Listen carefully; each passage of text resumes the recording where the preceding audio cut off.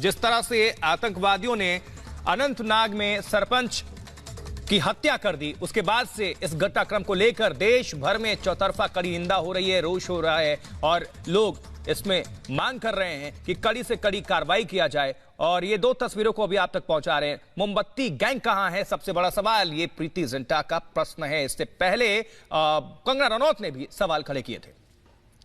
दोषियों पर सख्त कार्रवाई हो, ये मांग कर रही हैं प्रीति जिंटा और कह रही हैं कि सख्त से सख्त कार्रवाई जल्द से जल्द होनी चाहिए। वहीं बॉलीवुड की चुप्पी पर भी इससे पहले सवाल खड़े हुए थे। कंगना रनौत ने देखिए कश्मीरी पंडित की हत्या पर बॉलीवुड की चुप्पी पर सवाल उठाए थे। उन्होंने कहा था कि सेक्युलरिज्म का पाठ पढ़ाने वाले आप चुप क्यों हैं। सोमवार को जम्मू कश्मीर के अनंतनाग जिले में आतंकियों ने सरपंच अजय पंडिता की गोली मारकर हत्या कर दी थी। 40 साल के सरपंच को अज्ञात हमलावरों ने उनके घर के पास 50 मीटर की दूरी से गोली मारी थी। इसकी जिम्मेदारी द रेजिस्टेंस फ्रंट लश्कर ए तैयबा से जुड़ा ये एक आतंकी संगठन है जिसकी जिम्मेदारी इसने ली थी। और अब प्रीति जिंटा ने भी कहा है कि सख्त से सख्त कार्रवाई होनी चाहिए और परिवार के प्रति संवेदना भी प्रकट की है। और बॉलीवुड की चुप्पी पर सवाल उठाए हैं कंगना रनौत ने।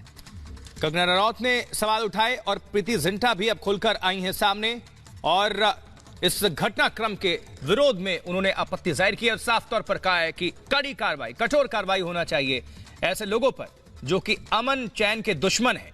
परिवार को इंसाफ मिले।